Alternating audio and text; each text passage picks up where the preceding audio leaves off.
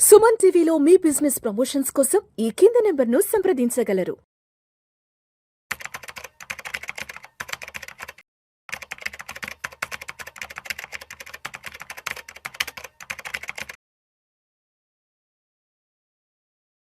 ప్రేక్షకులకి మీ రామచంద్రమూర్తి నమస్కారాలు. ఇవాళ ఈ వీడియోలో మనం జూలై 8 మార్కెట్స్ ఎలా క్లోజ్ అయినాయో చూద్దాం.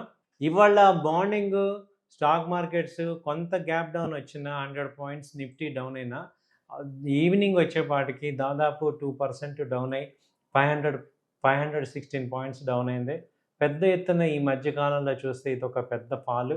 ఇది యుఎస్ ప్రెసిడెంట్ డొనాల్డ్ ట్రంప్ గారు చేసిన మరొక స్టేట్మెంట్ వల్ల ఇండియన్ మార్కెట్స్ అన్నీ కూడా పెద్ద ఎత్తున లాస్ అయిపోయినాయి. అలాగే నిఫ్టీ బ్యాంక్ చూసుకుంటే 56,742 దగ్గర క్లోజ్ అయింది. దాదాపు 1460 పాయింట్లు నష్టపోయింది. అలాగే సెన్సెక్స్ 76,500 దగ్గరికి వచ్చి క్లోజ్ అయింది. అంటే దాదాపు 1677 పాయింట్లు నష్టపోయింది.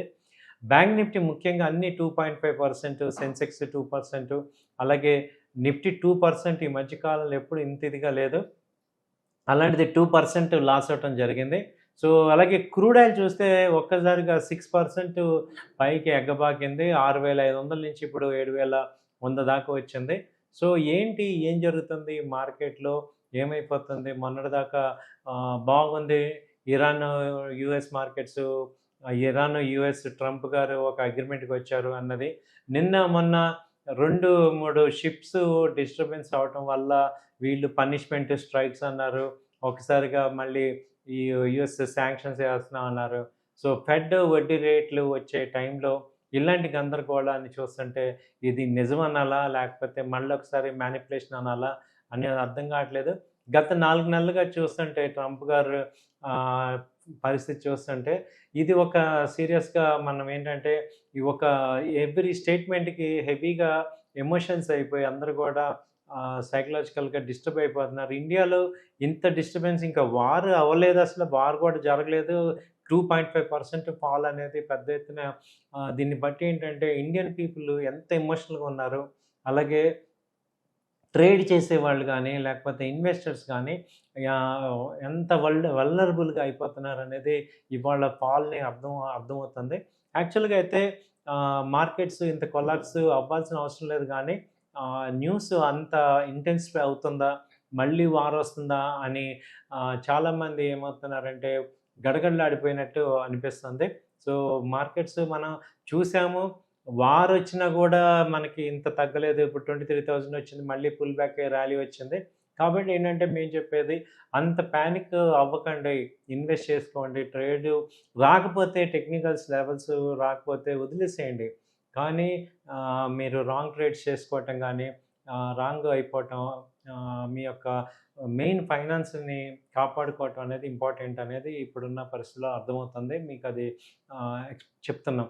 సో ఏంటంటే ఎందుకంటే మనం ఇక నెక్స్ట్ 2 ఇయర్స్ ట్రంప్ గారు ఉంటారు కాబట్టి మార్కెట్స్ కూడా ఇలాగే ఉంటాయి, అప్ అండ్ డౌన్ అవుతుంటాయి. ఏదో ఒక ఇష్యూలో ఆయనతో ఎప్పుడు వర్రీ ఉంటుంది కాబట్టి మనమే మన యొక్క ఫండ్స్ని జాగ్రత్తగా చూసుకోవాలి.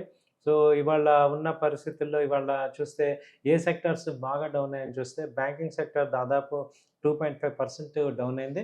ఎందుకంటే ఇది అంతకుముందు బాగా పెరిగిన సెక్టర్ బ్యాంకింగ్ సెక్టర్. ఈ ర్యాలీలో యాక్సిస్ బ్యాంక్ కానీ హెచ్డిఎఫ్సి బ్యాంక్ అయితే అక్కడే ఉంది. ఇప్పుడు ర్యాలీలో హెచ్డిఎఫ్సి బ్యాంకే ఎక్కువ పార్టిసిపేషన్ ఎక్స్పెక్ట్ చేస్తున్నాం. తర్వాత ICICI bank, axis bank, state bank, అలాగే ఇండస్ఇండ్ బ్యాంకు ఇవన్నీ కూడా మంచి పర్ఫార్మెన్స్ చేస్తున్నాయి. సో వీటిని బై అండ్ డిప్స్ లాగా మళ్ళీ తీసుకోవచ్చు. పర్టికులర్గా యాక్సిస్ బ్యాంక్ తీసుకుంటే దాదాపు 100 పాయింట్స్ డౌన్ అయింది. 1390 మొన్న హై, ఇప్పుడు 1300.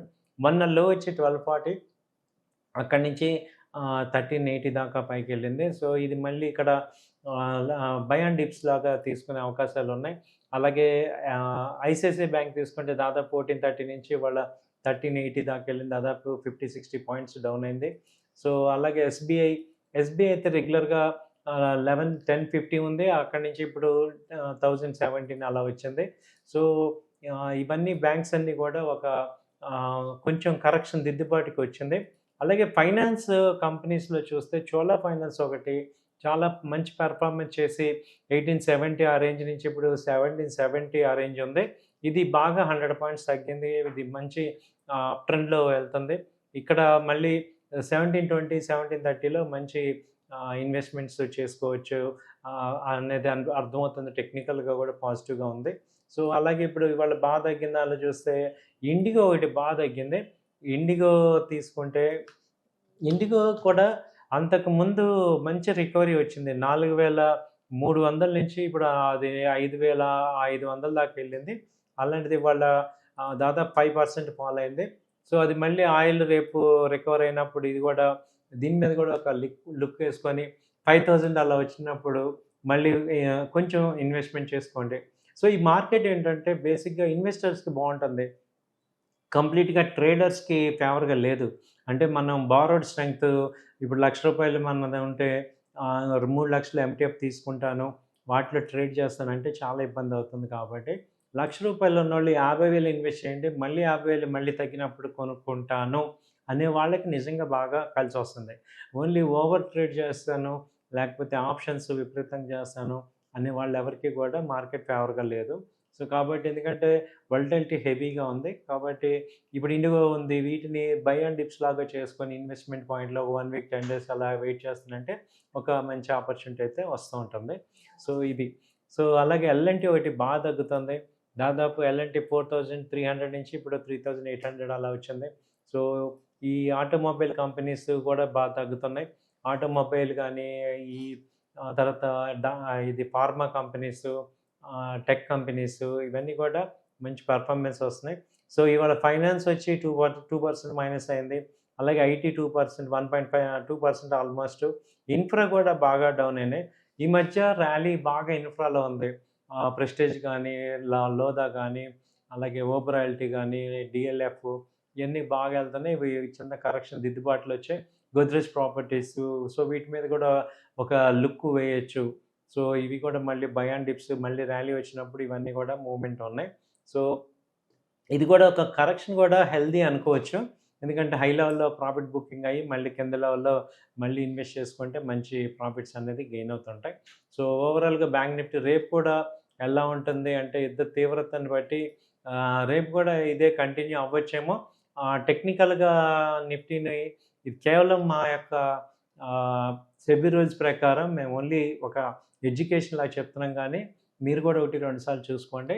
సో, చార్ట్ ప్రకారం చూస్తే టెక్నికల్‌గా ఇప్పుడు 23,800 సపోర్ట్ వచ్చింది. ఇది లాస్ట్ లో లెవెల్‌లో వచ్చి 23,500, 600 దగ్గర మళ్ళీ మేజర్ సపోర్ట్ అయితే మళ్ళీ కనపడుతుంది. రేపు కూడా మార్నింగ్ కొంచెం డౌన్ అయినా మళ్ళీ ఈవినింగ్ ఏదైనా పికప్ అవ్వచ్చు.